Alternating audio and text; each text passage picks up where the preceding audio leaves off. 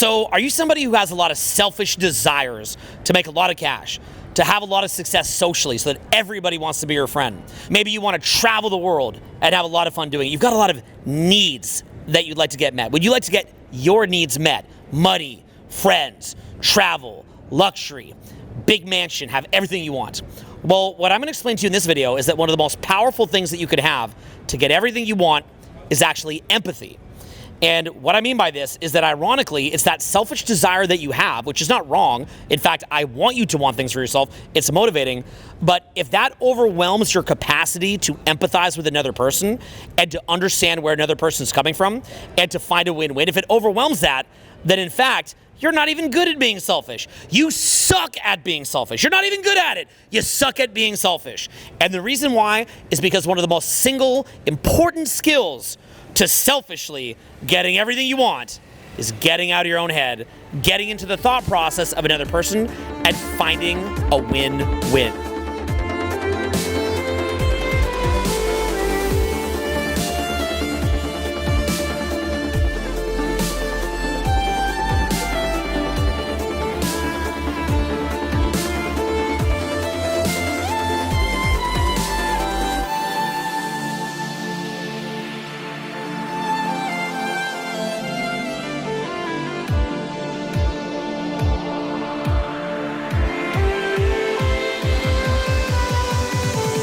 So you might have noticed that we led in the video by saying, are you someone who's selfish? Are there things that you want? And then what I did was I led you from a paradigm of you should be transactional to if you want to be transactional, you have to exert empathy. That would be an example of me empathizing with you so that if you're somebody who's very, very transactional, it would cause you to become open-minded to having more empathy. Now, I'm going to even go a little bit deeper, and my empathy allows me to do this.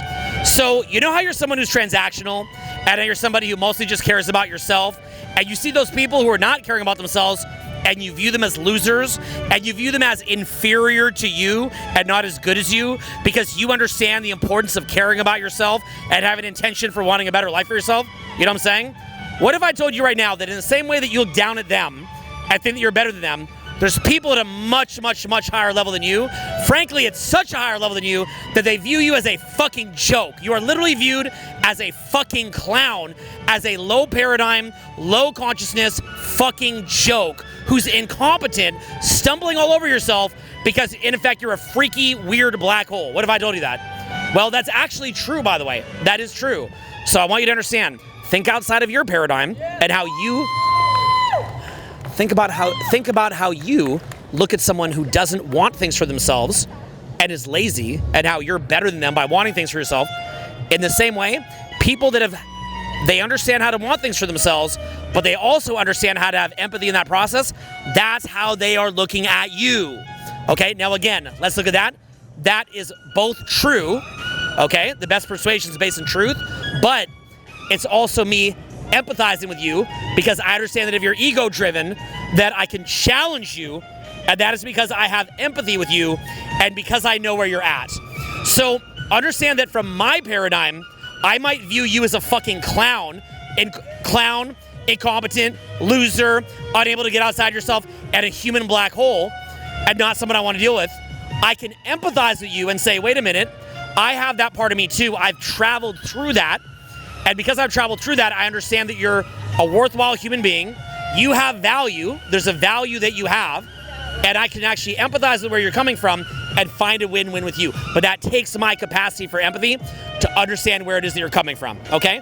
So that is the first reason why having empathy will actually help you to get what you want. If my goal is to get a selfish person to cultivate more empathy and awareness of how other people are feeling and to listen to other people, well then if I understand you, I can meet you where you're at. Now I can be a snob and I can say, oh, look at this low paradigm loser, like a black hole, not like me.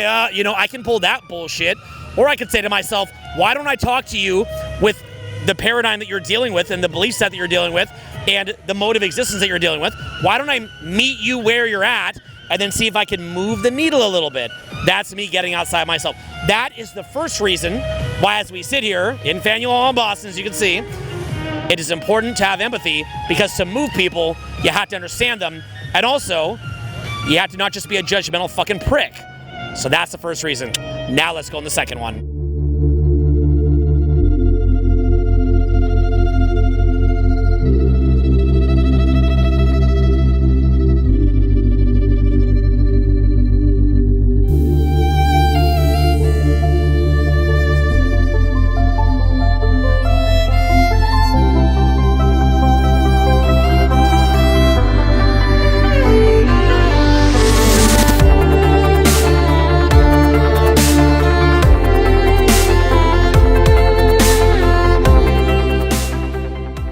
what I want to explain next is how having empathy for other people's perspectives and being open-minded to them gives you a much, much greater sense of depth.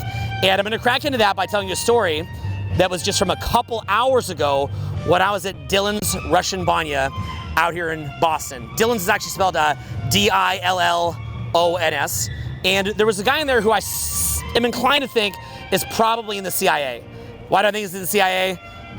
He had thick glasses even in the Banya, and he had kind of like a jacket body, but not in a man, like not in a boy toy kind of way. And he was sort of going on about a lot of talking points that I've seen with people in the CIA, basically saying that, you know, he felt that there was like mistrust being created in American institutions, and really that was just propaganda, and it was going to implode the country, and so on and so forth. And then he was talking about how he thinks censorship is good, and how like all these years they've been fighting against this, but social media came out, and now that they're censoring social media, they're going to get it back under control. Basically just saying how he thinks censorship is good, and saying how he thinks that the institutions are good. And then he wound up saying, and don't clip me on this because it's not me saying it, I'm gonna say this in a weird voice so people can't clip it. He said, you know what? He didn't actually sound like this. I'm just making sure people can't clip it. He goes, you know what? People got to realize that if you want $3 gas, we got to go kill some people. We got to kill some people to get that $3 gas. Now, to be fair, I mean, hey, you know, if you're pumping that $3 gas, I mean, you know, what are you going to say? You're complicit in it, so I'm not going to put it all on him. But you could just see that he had a lot of CIA talking points. And so I said to him, you know, I was very calm and present with him, coming from honestly, like a place of deep love for everybody. I have love for everybody. So I said to him, hey, man, why don't you go onto X right now, aka Twitter, X, and look up Mike Benz, Mike, B-E-N-Z. He used to be in the U.S. State Department, so he was in the institutions, and he has a vast knowledge of U.S. institutions, and he'll explain to you a different perspective on the things that you're talking about. Now, as soon as I said that to him, what I observed was he immediately shut down. He had no desire whatsoever to learn about the other side of the coin. He thinks that he gets it. He gets it. He gets it. He's not going to be told that, you know, censorship is bad and killing people for $3 gas is bad. He's going to, you know, not some plebeian in the Banya.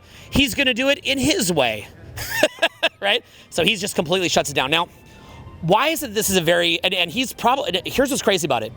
In his mind, I would speculate that he believes he's on the side of good. He probably is very, very sure he's on the side of good. He probably feels that other people don't see the truth in the way that he sees the truth. So that is what he's seeing. Now, I believe that Mike Benz would debate him into the dirt. In fact, I'll guarantee it. But that being said, he was not open-minded to hearing a perspective different from his own.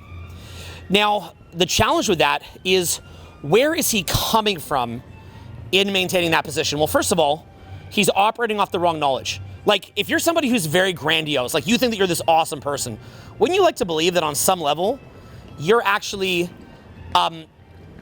on the side of good? Wouldn't you like to believe that? Or that you're at least on the right side, or at least the most accurate side? Wouldn't you like to believe that in your grandiose mind? Well, if you're not open to the perspective of other people, you may be sold a perspective that's flat out wrong, which basically makes you inferior, Mr. Superior, Miss Superior. You're actually inferior because you're going to hold perspectives that are wrong because you're not exploring different perspectives. That would be one element. But let's even go a little bit deeper than that. One of the things that Eckhart Tolle talks about in the book, The Power of Now, is he winds up saying, if you identify as the witnessing consciousness behind the thoughts, then what winds up happening is you recognize who you actually are, which is your soul. But if you identify more with the thinking mind, then you wind up creating a self-identity out of mental positions. And if you find who you are based on mental positions, not based on your soul, then what winds up happening is it causes you to become contracted. And many different things happen when you become contracted. You can see it right in the pupils. Anybody who's contracted, you can see it right in their eyes. It's obvious. You can see by how rigid they are. You can see by the way that they react to different things. Now, I would also urge you to look up Reality Transurfing by Vadim Zeland. And he has a segment in there where he talks about energetic pendulums. I would desperately urge you to go look that up. And what you'll wind up seeing inside Vadim's book, Reality Transurfing, you do not need to agree with that entire book, but I think that you'll really like that one segment. Basically what he says is that there's sort of a collective egoic energy that grabs, whether it's like the Democrat or Republican Party or whatever, that kind of grabs you and literally uses you like a puppet to create this kind of pendulum that goes back and forth. Now, I'll also tell you, and this is me being like straight up, I've met many of my heroes in politics. I've had a chance to meet them. And a lot of these people are very, very courageous, and I like them a lot. And I'm going to be real with you. A lot of time when I met them, it was very, very clear that these were not people operating from courage, even though I love their positions and I like what they're doing.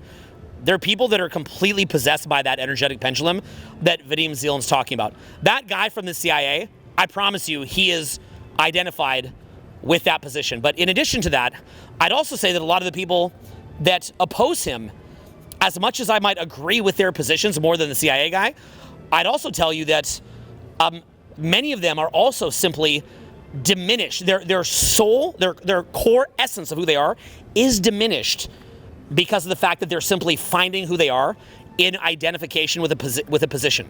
So a better way to do it is when you make a decision to see somebody else's point of view, what that allows you to do is not to identify with the mind.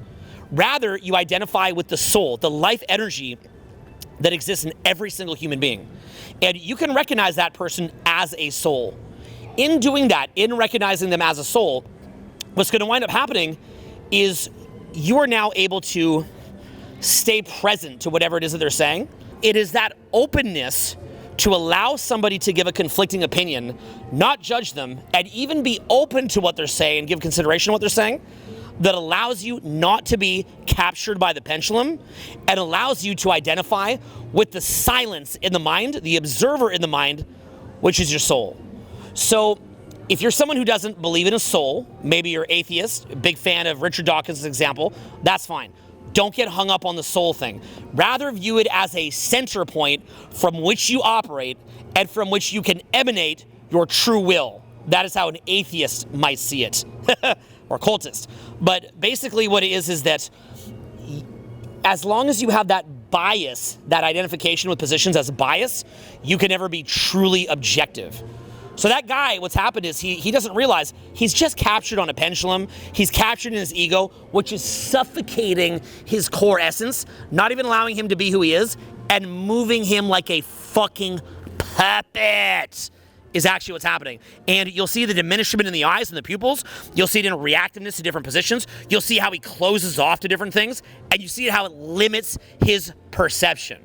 So what I'd say to you is, anytime that you could just hear another person out and see where it is that they're coming from, you could just allow them to say what it is that they want to say. Anytime that you could do that, what's going to happen is you're going to find yourself getting deeply present. You'll be like, wow, they're saying things that would normally piss me off.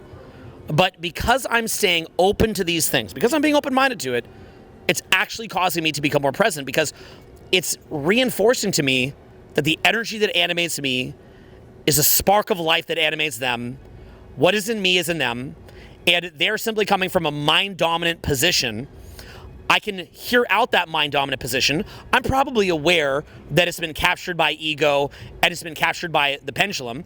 I can probably be aware that they're hiding from God, they're hiding from their soul, that they have been hijacked by a parasitic level of consciousness. It's literally an energetic parasite, which is like a consciousness overlay energy parasite that can only survive with the maintenance of that position. This is a very, very deep topic. I could take me hours to explain. I have it in other videos. I'd recommend you look it up. But you can recognize that that's where it is and still have massive love for them and still hear them out and still say, I see why you feel that way. And say, I can listen and perhaps learn something. And you can completely let down all your biases and be an active listener and say, what am I hearing? What am I hearing from this person? Why are they saying it? How can I even let down my cognitive models? Even the parasite thing I just talked about, for a moment, let that down too. And just take it in. Just be present to it. Just meditate actively as you're hearing them. Hear them out. And then what I like to do is, there's always something that I learn from everybody, even someone who has a very different position than me, someone who could be, I could learn from anybody. But those things that maybe confuse me, but I'm kind of curious about, I have a little mental file folder where I say, why do they think differently than I do? That's interesting. And I'll leave that there in a mental file folder indefinitely until I get some kind of answer for why they thought that and what it was that I couldn't understand. And a lot of the time, you know what I learned from that mental file folder? I'm wrong. I am wrong. And so in that learning that you're wrong, some people associate that as diminishment of ego, but I associate that to a growth of the soul, because in your admission that you're wrong, your knowledge grows, your results get better because you have a better cognitive model to operate from. You start enjoying life more because maybe you get more rich, maybe you do better socially, maybe you travel more. Life just gets more awesome because you have increased knowledge. But it also shows that you do not need to identify with all these mental positions. You could identify with your soul. So let's look at this in summary so far, and then we're going to go to the next idea. What you have is that, first of all, you're able to lead people when you have empathy. But second of all, you're able to be more spiritually and to be open to new levels of knowledge, and not just to be some puppet to a pendulum and live an entirely inauthentic life, which is such a bullshit paradigm to be coming from. By the way, remember earlier at the violin when I said that someone who has empathy sees someone who's just transactional and walled off and views them as a joke? This is exactly what I'm talking about. This is what you look like. You don't even know it. Just like how someone who's lazy and doesn't know how to be selfish or go after their goals looks to you. So there's paradigms to this. Make sense? Any structure whose particular features were created by collective thought energy represents a pendulum. Generally speaking, all living beings capable of radiating energy at a particular vibration will sooner or later form an energy pendulum. When a group of individual pendulums begin to sway in unison, a group pendulum is created which looms over its followers like a superstructure. The group pendulum exists as an independent entity and sets rules for its adherents to follow, partly to keep them together, but also to attract new ones. Its adherents are unaware of the fact that they are acting in accordance with the laws of the pendulum, and not their own will. Any pendulum is by its nature inherently destructive, because it consumes the energy of its adherents and establishes power over them. The pendulum's destructive quality is clearly demonstrated by the fact that it attributes no meaning to the fate of each individual adherent. The purpose of the pendulum is only to get energy from its adherents, whether it is to their personal benefit or not. Okay, so I'm going to explain to you a biblical verse. And if you're somebody who likes the Bible, you'll say, yay, it's Bible time. But if you're somebody who despises the Bible and thinks it's some stupid ancient text, this will initially annoy you. And then I hope, via this explanation, it's going to make a lot more sense to you why selfishly, you might want to pay attention to this. If you're very selfish, you should pay attention. If you care about yourself and you like things like money and to get stuff, you should pay attention to this Bible verse. Here's the verse. Do not judge, or you too will be judged. For in the same way you judge others, you will be judged. And with the measure you use, it will be measured to you. Why do you look at the speck of sawdust in your brother's eye and pay no attention to the plank in your own eye? How can you say to your brother, let me take the speck out of your eye, when all the time there is a plank in your own eye? You hypocrite! First take the plank out of your own eye, and then you will see clearly to remove the speck from your brother's eye. On the internet, you can actually look up channels where all they do is, they call them like cringe channels. And look, I'm the kind of person where I can see the humor in anything. I'm not offended by anything. I'm impossible to offend. I mean, I guess, everyone's got the limit, I guess, but within reason, impossible to offend. And I'm someone where, if people want to have a laugh at something, I'm fine with it. That being said, I don't see a bunch of people watching cringe channels like, ha ha ha, what a happy, fun day. It's not like they're watching stand-up comedy. It is like a vampiric feeding frenzy of sick pervert energy where the humor is like 2 out of 10 good. It's not even funny. It's like 2 out of 10 funny, 3 out of 10 funny. And the whole point of the channel is just like, look at this dumb fuck. Ha ha ha ha. What a piece of shit. What a fucking sack of shit. Look at this fucking moron. What a bitch. What a fucking loser. Ha ha ha ha ha. Like, that's the underlying tone. Or just like, oh, look at this. Like, yeah, right, yeah. And what's weird about it is the whole channel is basically implying that the person that they're roasting is some sack of shit who has negative intentions and bad intentions. But meanwhile, those channels will never give a balanced picture, or at least never that I've seen, a balanced picture of the person that they're attacking. It's never balanced. They will deliberately cut things out of context. So they'll take somebody who may have done nothing wrong at all or minimal, they cut them out of context and then sit there calling them a sack of shit to millions of people, but they themselves are doing the exact same shit behavior that they're accusing the other person of doing. The other person is just living their life, and then they're feeding off of that. And what's happening there? Well, let me show you exactly what happens. So it's to the point where you can actually begin to recognize who watches channels like this. You can see them. Like, if I'm walking down the street, I can look at someone, and just by the vibe they give off and by their little beady eyes, I can see that there's somebody who is fueled by looking down at other people, but never putting the mirror on themselves. And it's basically a way to hide from your failings, and more important than hiding from your own failings and the fact that you're not stepping up, what it's doing is it's allowing you to feed on dopamine spikes due to what you'd call like relative status or relative hierarchy. So you're feeding off dopamine spikes like that. Why are you, and so basically here's how it works. In primates, and this goes as far back as lobsters, as Jordan Peterson would tell you, okay, it goes as far as back as lobsters. We have serotonin systems in our brain where when we feel like we're the head of the pack, that will give us kind of like what you almost might call the neuroendocrine banana. So in other words, when someone's tooling you, they're trying to hijack you for your neuroendocrine banana. They're like, yo, bitch, I'll take that motherfucking neuroendocrine banana right now, motherfucker.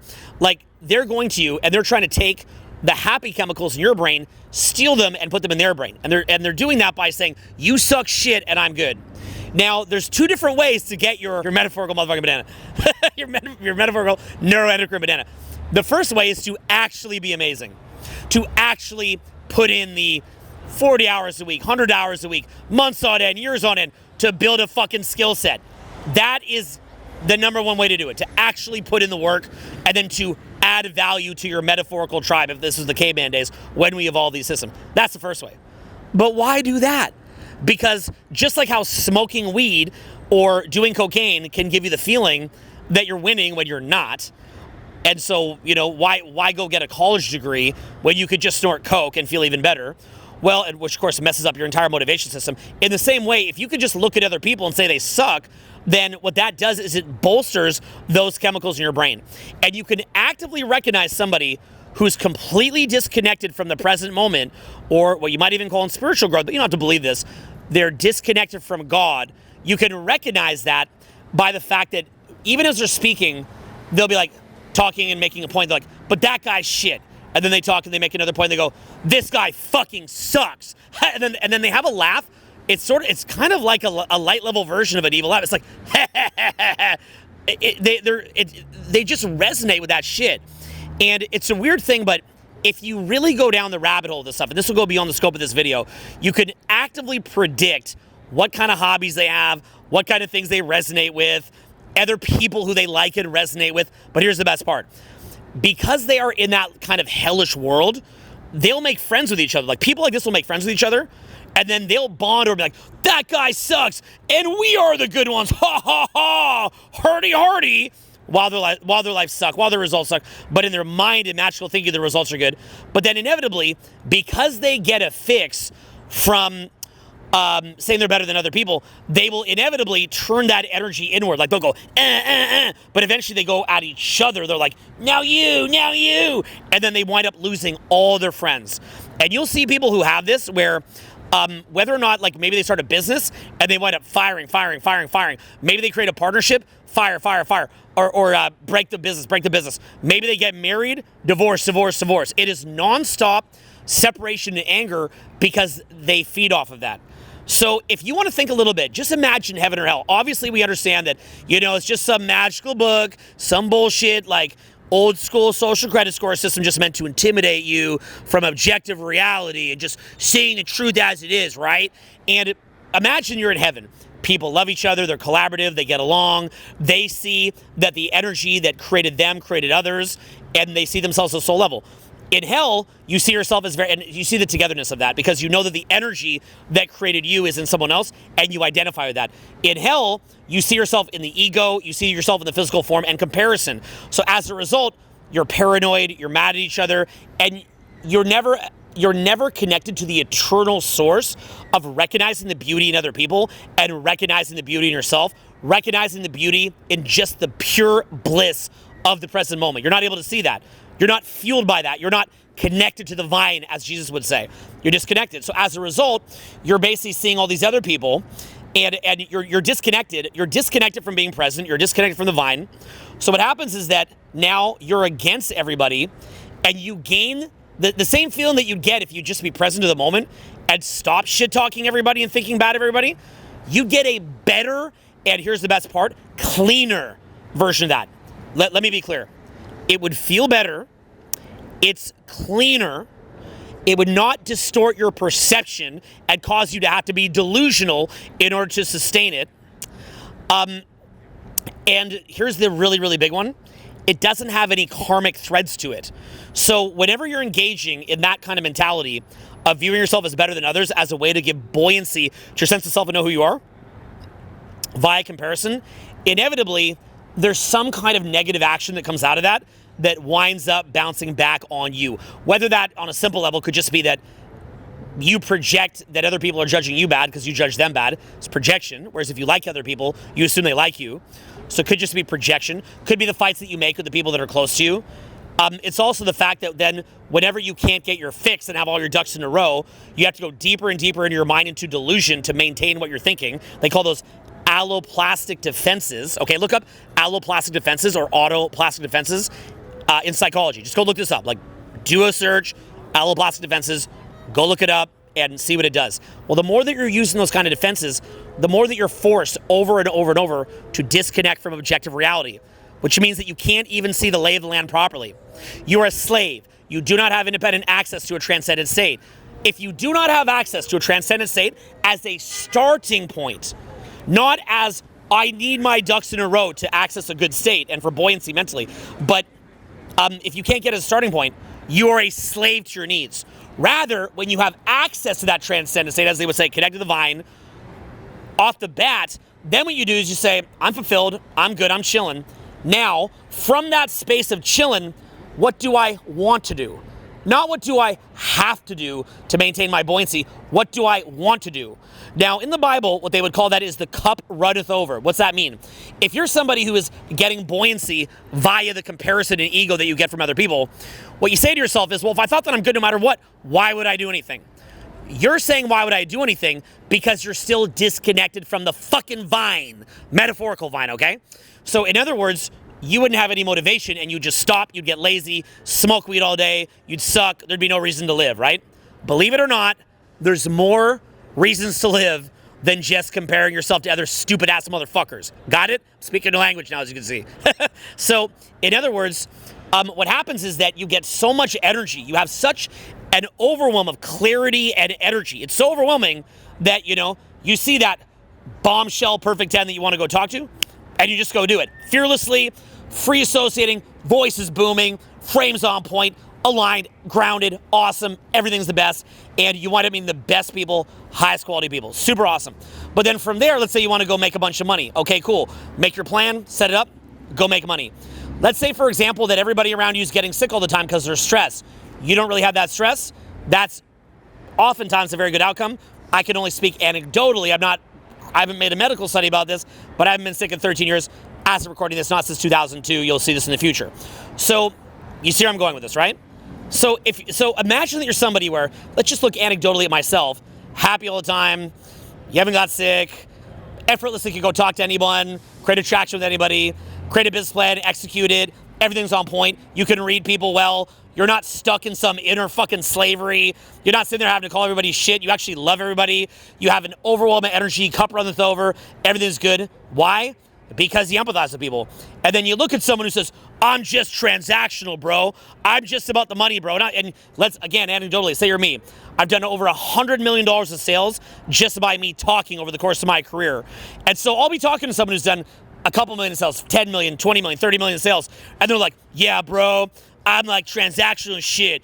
I made $30 million. And I'm like, bro, as an artist, where I'm spending 10 months a year in nature, not even trying, standing in my fucking head, staying true to my passion, staying true to what's real to me, I'd be able to be in the forest for 10 months a year, come back in here, and wipe the fucking floor with you. You're not about having good social skills. You're not.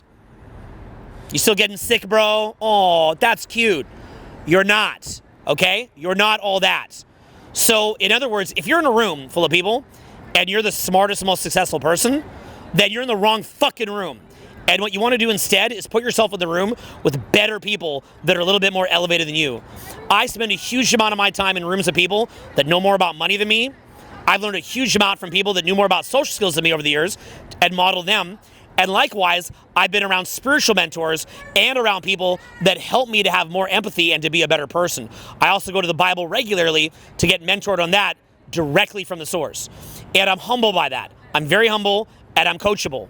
So because of that, I've learned to have a high degree of empathy.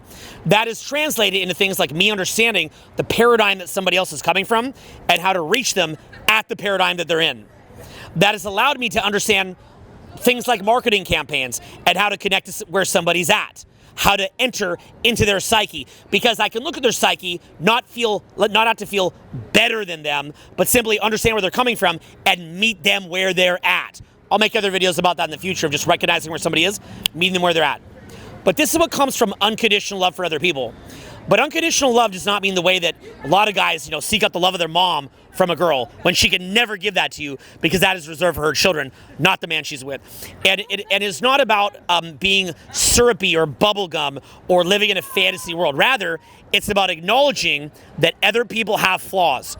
Other people are deeply flawed, deeply selfish, lie, cheat, steal, take advantage of you, fuck with you, manipulate you. Human beings have those tendencies.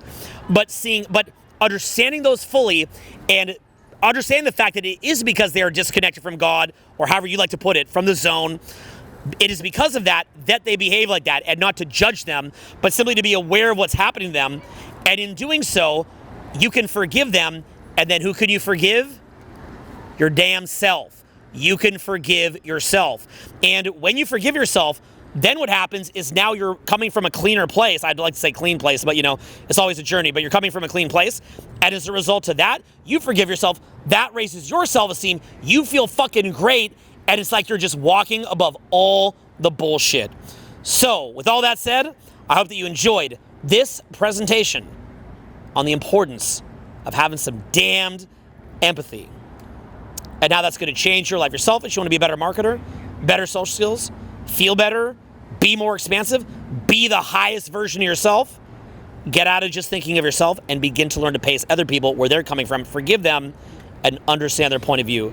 This will also open you up to so much knowledge beyond anything that you imagine. It opens you up to spiritual knowledge, but also even opens you up to a lot of objective knowledge that you would have ignored otherwise. Changes your fucking life. Hope that helped. Out here in Boston, beautiful day. We're traveling the East Coast this year. It's been such an amazing time. Hope it helped, man. I'll talk to you soon. Peace.